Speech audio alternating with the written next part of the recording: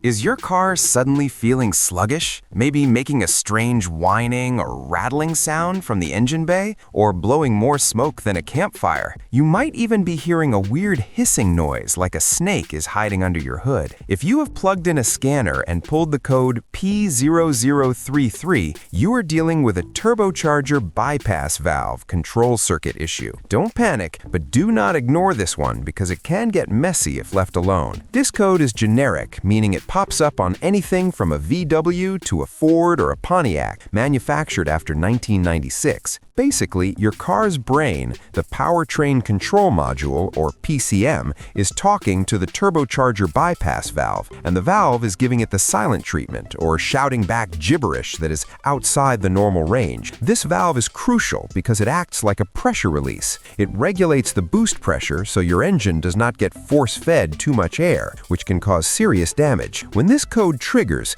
the PCM might cut power to save the engine, which explains why your ride feels like it has no go. The culprit is often the bypass valve itself or the actuator motor attached to it. However, before you go buying expensive parts, check the simple stuff first. Pop the hood and look at the vacuum lines. If your valve is vacuum actuated, a cracked or disconnected rubber hose is a very common and cheap fix. If those look good, it could be the boost pressure sensor or the wiring. You want to check for any loose, corroded, or disconnected wires in that circuit. Factory boost is usually between 9 and 14 pounds, and if the system cannot regulate that, you risk blowing gaskets or worse. Grab a multimeter if you're handy, or a vacuum pump to test if the valve holds pressure. If you're seeing zero movement or weird voltage readings, that is your smoking gun. Fix this one fast because overboosting is a quick way to turn a good engine into a heavy paperweight.